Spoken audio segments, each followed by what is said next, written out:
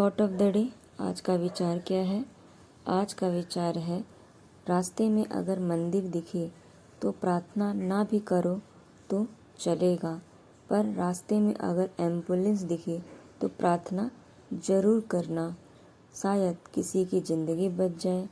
इसीलिए हर किसी के लिए दुआ करते रहो। आप दुआ करोगे तो आपको भी दुआएं ज़रूर मिलेगी। इसी थॉट के साथ दिन की शुरुआत करते हैं। स्वागत है आपका फोकस ऑन एजुकेशन में। आज 25 अप्रैल 2021 है। फर्स्ट पॉइंट क्या है?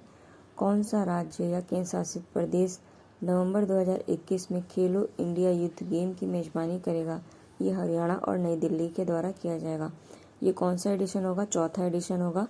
2018 में पहला एडिशन हुआ था दिल्ली में, 2019 में दूसरा एडिशन हुआ था पुणे में, 2020 में तीसरा एडिशन हुआ था गुवाहाटी यानी आसाम में।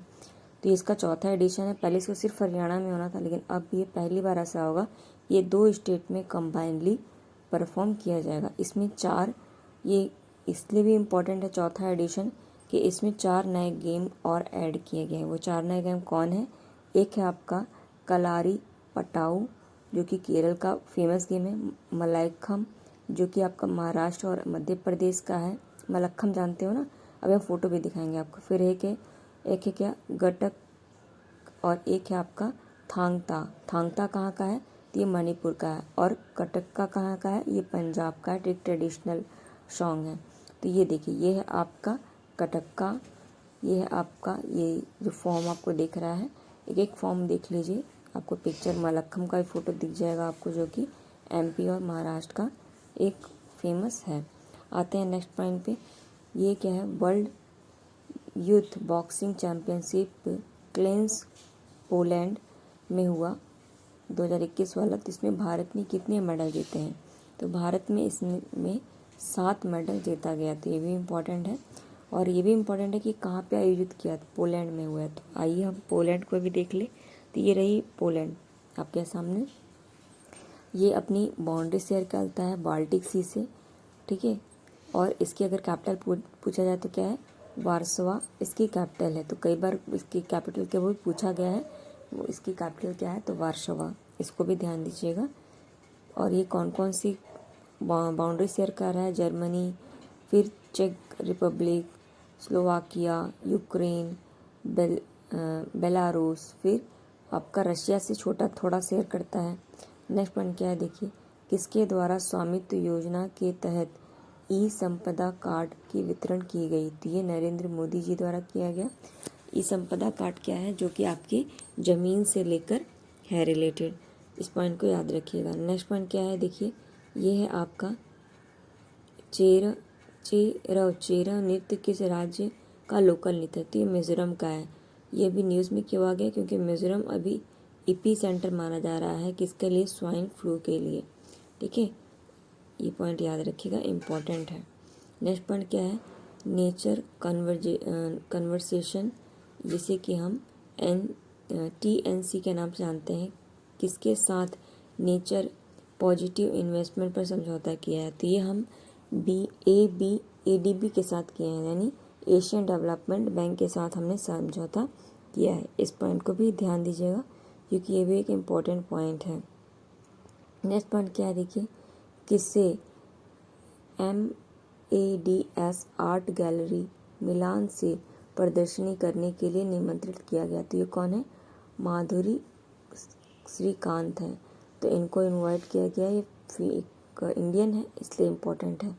नेक्स्ट पॉइंट क्या है? देखिए, संयुक्त राष्ट्र आर्थिक और सामाजिक परिषद, जिसको हम ISCO के नाम से जानते हैं, कि भारत को कौन से कितने निकायों का या कौन से निकायों का निर्वाचन किया? तो ये 3 निकायों का किया है। कौन कौन से हैं? देखिए, अपराध निरोध एवं अपराधी आयोग, विश्व खाद्य कार्यक्रम के कार्यवाहक बोर्ड में, और लैंगिक समानता एवं महिला सशक्तिकरण संस्था में भी।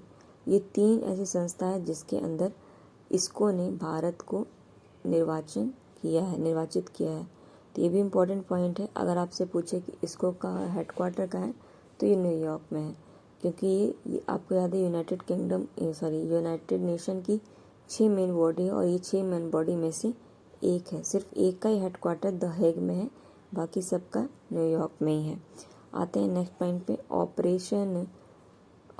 ऑपरेशन ऑक्सीजन किस देश के द्वारा शुरू किया गया? तो ऑफकोर्स ये भारत के द्वारा शुरू किया गया। ऑक्सीजन एक्सप्रेस ट्रेन यहीं पे शुरू की गई, जो कि मुंबई से विशाखापट्टनम में चली। ठीक है, और आपको हाइपोक्सिया क्या होती है? तो ऑक्सीजन की कमी को ही हाइपोक्सिया कहते हैं। इस पॉइंट को भी ध्यान दीजिएगा। फिर क्या इथियोपिया के प्रधानमंत्री कौन है? अबे अहमद जी हैं, जिन्हें कि 2019 में पीस प्राइज़ भी मिला था। ठीक, याद रखिएगा। नेक्स्ट पॉइंट क्या है, देखिए, किस राज्य ने Covid emergency loan scheme launch किया है? तो ये कौन किया है? हरियाणा ने किया है। यहाँ की एक IPS अधिकारी हैं, क्या नाम है? अनीता कुंडुल। इन्होंने माउंट लोबेचे में 24 घंटे के अंदर फतेह हासिल की। तो ये भी इम्पोर्टेंट पॉइंट है, याद रखिएगा। नेक्स्ट पॉइंट क्या है? नरसिंघम समिति किससे संबंधित है? तो ये बैंकिंग क्षेत्र में सुधार से संबंधित है। इम्पोर्टेंट है, पूछा जा सकता है। नेक्स्ट पॉइंट क्या है? किस देश की महिला को शीर्ष यूरोपीय अधिकारी पुरस्कार से सम्मानित किया गया? तो ये सऊदी अरब की फीमेल है, जिन्हें कि ये पुरस्कार दिया गया है, तो इसलिए ये इम्पोर्टेंट हो जाता है। नेक्स्ट पॉइंट क्या है? किस मंत्रालय ने #FOSS4GOV इनोवेशन चैलेंज की घोषणा की है? तो ये electronic and information technology ministry के द्वारा किया गया। आप पर आपसे पूछे FOSS क्या है? तो ये free and open source software है। तो हो सकता है इफ़को का फुल फॉर्म पूछ लें, या क्या है ये भी पूछा जा सकता है। तो ये आपको कुछ पॉइंट्स है, इसको ध्यान रखना होगा। चलिए आते हैं इम्पोर्टेंट डेज पे, जैसे कि हमने कल यानी 24 को हमने नेशनल पंचायत राज दिवस मनाया। आपको पता है पंचायत राज दिवस इम्पोर्टेंट है।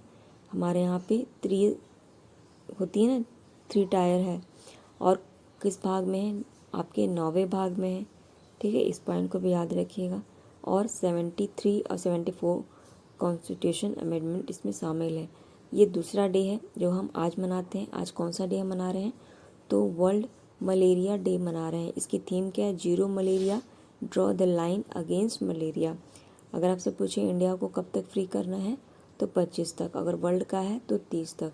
तो ये छोटे छोटे पॉइंट्स हैं जिसको कि आपको याद रखना होगा। ठीक है, चलिए इसी थॉट के साथ हम दिन की आपका दिन शुभ हो, और आप चैनल को सब्सक्राइब कीजिए, लाइक कीजिए। Thank you aspirant. और इसी तरीके से आप अपना प्यार बनाए रखिए। और हाँ, एक बात और, लॉकडाउन है तो प्लीज़ अपना केयर, अपनी फैमिली का केयर ज़रूर कीजिए। जितनी ज़्यादा आप इम्यूनिटी की चीज़ें खा सकते हो उसे खाइए, जैसे कि आप अपने आप को स्ट्रॉन्ग बनाए रखो। Thank you aspirant.